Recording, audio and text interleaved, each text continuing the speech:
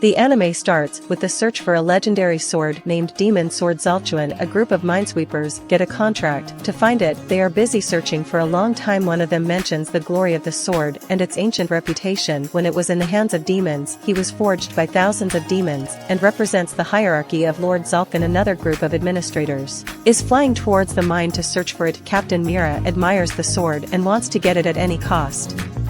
The scene changes to mine when the instructor states that almost 2,000 years ago barbarians attacked a village. The village people were unarmed and weak and turned to their gods for aid, but didn't receive a response. In times of chaos, they turned to a demon for help. Demon instantly killed the barbarians with a loud demonic howl. However, the sole purpose of the demons was to eradicate life, so they also killed the village people. The sword the demon used was called Zulkwind and held the power of demonic spirits. In the meantime, they find a grave of numerous people in the walls of the mine, and light is coming out of a broken wall. Finally, they find the demon sword behind the wall. In an instant, the administrators also landed, and a dispute arose between them for the sword. The instructor touches the sword, which passes a demonic spirit into his body. He behaved strangely and killed an army man. Captain Mira commands a teammate who holds magical powers to get the sword. He activated his magical powers and killed the instructor in a single throw. They belong to the Legendary Weapon Collection Department, which collects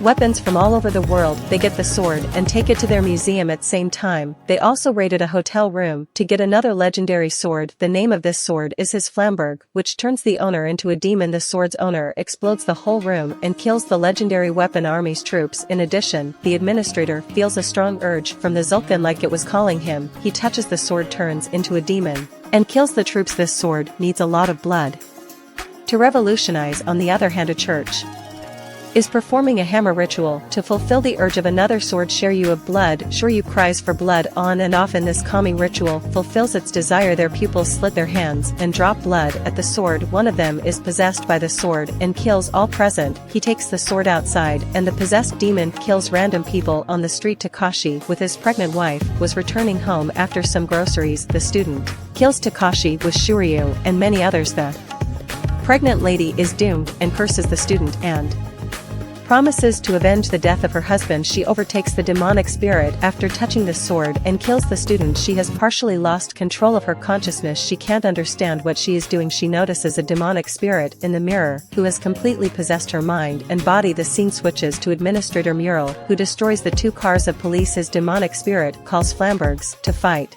and show each other their power to figure out who is more substantial. They change their avatars into the original demonic ones and start fighting. They strike at each other with their sword, and in no time Zulquin wins by thrashing him against the wall. The scene changes to a random man who finds a baby with a Shiryu sword. His dead mother is hanging from a tree. The baby is holding the sword Shiryu like they are protecting each other. The man adopts the child and decides to give him a good life. This man is a swordsmith and has a daughter, Sayaka. The scene changes to decades later when the baby is named Guy and lives with the swordsmith. His stepsister Sayaka wants to hang out with Guy, but he is uninterested. She ignores others to spend time with Guy, but he is always busy working. Tatsumi is Sayaka's guard, who doesn't like Guy and pushes him back when Guy touches her hand mistakenly. In the meantime, the swordsmith enters and resolves the dispute between Tatsumi and Guy. He also informs that Shiryu is asking for blood to prepare for the Hama ritual. In the coming days, Sayaka will be the priestess. Swordsmith takes Guy to his mother's grave under the same tree where he was born. However, he is not touchy about his mother's death. In the next scene, it is entirely dark and Guy touches the sword and spends the whole night staring at it. He considers Shiryu his birth mother and lives for it. The scene changes to an auction where a foodie is busy eating. Instead of bidding, the status of butter is the item and the bid starts for it. The foodie raises his hand for cheers, and they misunderstand it and sell the item to him for $1,060,000. Hence the foodie finds a disabled man, and they both discuss the auction. They both are behind the Azoth sword. This sword holds a significant African history of an alchemist and the devil. As a result of a dispute regarding a project among them, alchemist was victorious, and he enclosed the devil's spirit in a stone and planted it on the sword's edge. The disabled man also notices the laugh of the devil. The scene changes to Tatsumi, who notices Guy and tells the swordsmith about the last night. However, he admires Guy's power And in born love for the sword, he is always ready to kill and die for this sword. The scene changes to the day of the hammer ritual, where Sayaka brings the sword Shoryu die and some others blind their eyes, and Guy steps forward to split the blood at it. When the blood drops at it, the spirit of the demon comes out rashly and turns to possess the body of Sayaka. She turns aggressive and tries to kill Tatsumi, who is standing behind her. However, Guy comes in between and saves Tatsumi. His arm splits in half and Sayaka comes back conscious. It's been a week, but the pain of Guy is not even lessening a bit. He is crying with pain because he feels the pain of his cut arm like it is still attached and hurts. Sayaka doesn't remember anything and she is really concerned to see Guy in so much pain. She hugs him and tries to calm him, but he pushes her back and runs out. He turns crazy, starts digging his mother's grave and accuses her of abandoning him. Swordsmith takes him back and requests Shoryu to help Guy because he protected the sword while he was born. It promises to help. The scene changes to the auction where the foodie and the disabled man are present because today's item is an Ashoth sword. The foodie wins the bid and purchases it for $1,500,000. He is a legendary weapon collection department member and heads back toward it. However, the disabled man blocks his way and asks for it. He refuses and also kills his 2 guards quickly. In the meantime, Zulkwin hits up there and takes out his legendary sword. The department is calling him back because he can't defeat Zultwin alone, but he is overconfident and takes out his sword and initiates Thunder Roar Fall. Gone. On the other hand, Guy notices the aura and wakes up from sleep. He finds a robotic hand instead of his lost arm. In the next scene, the foodie's name is revealed to be Mickey. Marcus is the name of a disabled man. Zultwin steps forward to fight Mickey and 2 powerful swords strike in the air. After several strikes, they lose control and the fight turns deadly. Mickey introduces the heavy flashes of light using the lightning sword Fall gun and escapes with his car. Marcus is standing shocked at the distance. Zultwin is victorious. Mickey, as well as the legendary weapon collection department, is sad about it. The scene changes to Guy, who wonders about his worth in getting the most powerful sword Shoryu as his arm. The swordsmith gifts Guy with the sword instead of Tatsumi. Guy considers himself an ordinary person who doesn't deserve this sword, but the swordsmith recalls his birth memory when he was holding the sword like a lifeline. It means the sword always belonged to him. If he thinks it odd, he is free to create a new sword to replace Shoryu. He is willing to do. Sayaka motivates him to create a sword for the empty scabbard, but he destroys it because Shoryu is the only one and can't be reforged. On the other hand, Tatsumi is so jealous of Guy for having Shoryu as his lost arm. In addition, the swordsmith is relieved to fulfill the desire of Shoryu because it was long wanted by it. The scene changes to Marcus, who wakes up with a jerk to hear the demons laugh. The Azoth sword holds real powers which are beyond human imagination. In the meantime, he was called for the meal. His mother, father, and younger sister are his hired family fake parents. They talk and act like a super ideal family, but he is sick of having a fake family, so he shouts at them to leave the place. He is crying so badly to remember the death of his birth parents 2 years ago. He also lost his legs in that accident. He starts performing scriptures to possess the demon of the Azoth sword. While he is performing, his ex-girlfriend pays a visit and talks about his marriage. She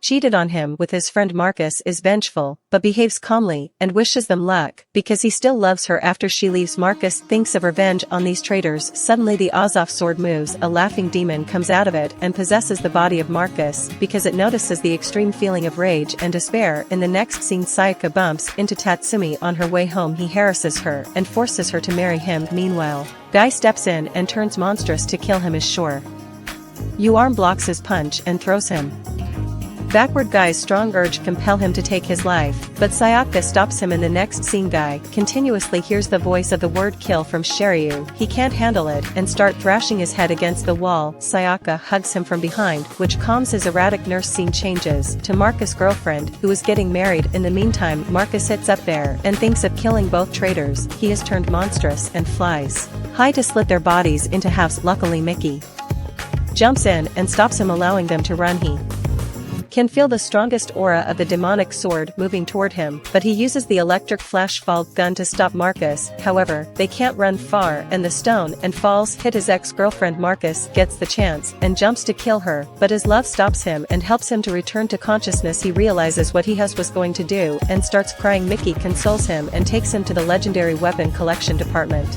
because this is the only place where he can find similar people and live with his powers. In Addition, this place allows you to sleep, because once you become Busoma, the urge to kill is never complete. After killing one human can turn them into Busoma. Mickey and Marcus are now friends. On the other hand, the sword has completely possessed Tatsumi's body. He moves to kill Guy and fulfill his revenge. The stronger the urge of despair and anger, the stronger the weapon. Sayaka blacks out to see the demonic face of Tatsumi. In the meantime, Guy is thrashed back by the punch of Tatsumi, and his sword makes him crazier again. Guy is unconscious, and after enduring much pain, his body transforms into a more demonic shape. His arm fully develops into a weapon. Swordsmith finds Sayaka unconscious, and both of them are missing. While they are fighting in the forest, Tatsumi cut trees like butter, but Guy escapes and counterattacks. However, the fight continues, and they move to the city. On the other hand, Marcus enters the department and is welcomed by the three masked men. They are the protective systems of all the weapons here. Their team researches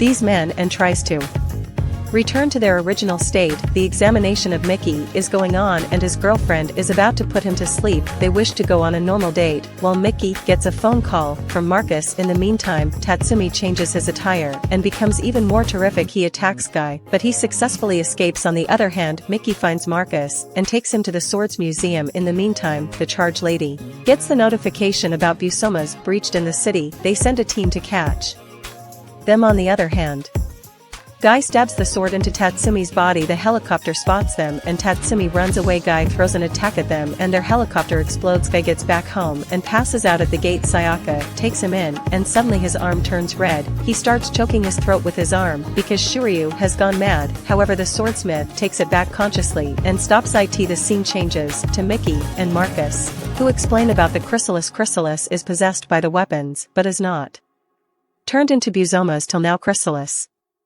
seeks sleep to avoid turning Blazomas, because it is the end of their human life. It is pouring outside, and Zoltwan enters a prison. He kills the two guards with a single strike, and then continues killing the next four. He tears up the whole building and kills them in one strike. The rage and despair of the prisoners are like a portion of food to him, and he starts absorbing their anger. On the other hand, Mickey and Marcus are on cold and sleeping containers. Akijo, the blonde-haired teammate with magical powers, is up from sleep after 16 years. The scene changes to Guy, who is behaving strangely and hiding on a shelf. Then he runs out to suppress his powers. He tries experimenting with a butterfly to sit on his robotic arm, but his one blink kills the innocent butterfly. He is in despair to see the evil powers of his arm. Kijo is given a task unveiled yet, hence he holds the weapon of Vishnu, the chakram, and he is the child of God. On the other hand, Guy is behaving like a fetus. Perhaps to escape his powers, Kijo has been released from cold sleep and set on a task for the first time. After 16 years, the in-charge lady informs that the messenger of gods came to Earth several years ago. They induce a ring light and burst every last blade of grass in a kingdom as a punishment. However, a part of their weapon, the chakram, was left behind. Akijo is the chakram consumer who fights with rings of lights. The scene changes to Sayaka, who finds him crying before a Buddha statue. She remembers that he has become a baby, so she hugs him. She takes him to a festival they used to visit in childhood. Tatsumi is following Sayaka since she is getting ready for the festival. On the other hand, a priest visits the swordsmith to discuss the swords. The swordsmith states that he forged the Shuryu in Guy's arm to help him eradicate the blade of his heart. The priest informs that every swordsmith craft every sword in pair and use the finest one, hence the swordsmith has created another sharpest blade, but is still unsatisfied. He thinks the other sword of the Shuryu pair might be somewhere in a sharpening shop. The scene changes to Hujishiro sword sharpening, where they find in order to sharpen a sword, the identity of the customer is hidden, but the fees are huge. They happily take the sword, hence they are already sharpening an incredible sword made from a salty bitter metal. She licks the sword and enjoys sharpening it. She loves it so much that she requests a fellow man to cut her body with. Sayaka and Guy are at the festival enjoying food and games. The scene changes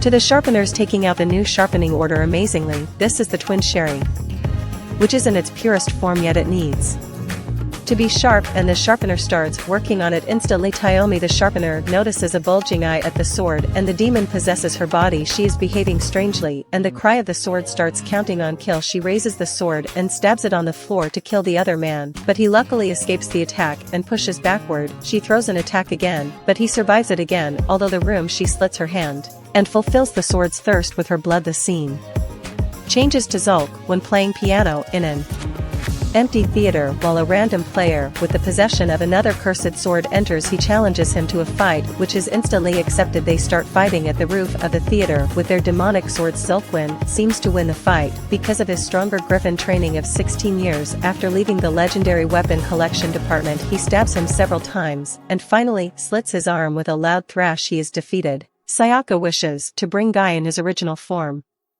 instead of a child. Also, she wants to hang out with him once in a while. Unfortunately, on their way home, Tatsumi surrounds them to win Sayaka. Guy can't understand the situation because he has no memories, and hence, he tries to block an attack with the sword, but Tatsumi throws him back. He puts the sharp blade on the neck of Sayaka, and she starts crying and asking for help. Meanwhile, Akijo steps in and saves her. He throws a lightning ring and slits his hand. Tatsumi flies high and attacks him with his spear, but Akijo can survive easily. The scene changes to Kiyomi, who is gasping in pain.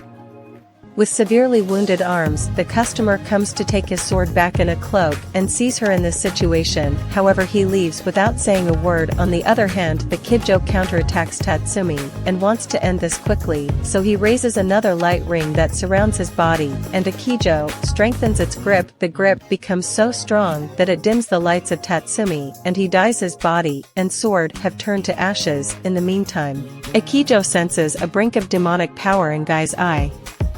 He reveals that he has been assigned a task to find Guy. He threatens to show his real self, but Guy is standing still. Sayaka is crying for help. However, the priest comes in between and interrupts the cruel act of Akijo. They take them to the swordsmith's house. The Kijo reveals that he has been turned into a Busoma by the legendary weapon collection department. He wants to train Guy to be a powerful Busoma. Meanwhile, the priest mentions another similar department. In the conversation, Gabby, the kid join, so the Gabby in the meantime a sewing of Gabby hits up there. He challenges Akijo to fight and prove their strength. Gabby attacks with his full aura and Akijo counterattacks equally. Then, he activates his chakram and prepares it to attack, but the attention of Gabby is diverted by a stone thrown by Guy because he notices something in his shadow. He thinks the guy has done it on purpose, so he threatens him to show his real self. Sokka believes he is just a little kid, but Gabby has sensed a powerful evil. Suddenly, an enormous monster Busoma appears from the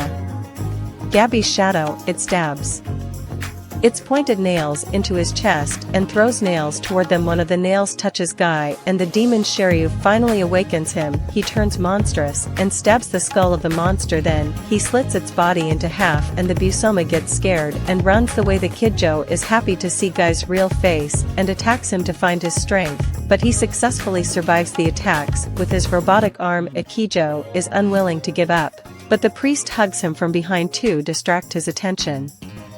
Meanwhile, Guy is back to normal and runs to a cave with Sayaka. The priest takes him to a swordsmith to learn more about Guy's blade of heart. The swordsmith claims that the guy's heart has been entrapped in the dark womb of his mother since birth, because his mother killed herself. After his birth, scene changes to Guy and Sayaka, who hide in the cave. He exclaims with extreme sadness that he has been running from the dark since childhood. He chases everywhere to escape the darkness, but the darkness always covers him no matter how far he runs. Therefore, he has changed his thoughts and decided to kill both the world and the darkness. The scene changes to Swordsmith and the Kijo, who narrates the whole story behind Shiryu. In the Muchamero period, a shrine was used to worship the dragon's horn. One of their servants stole the horn and tried to forge it, but the dragon awakened and possessed the woman's soul. The woman got pregnant and gave birth to a baby. However, the baby was born with scaled and horns. They covered it in a cloth and passed it into the running water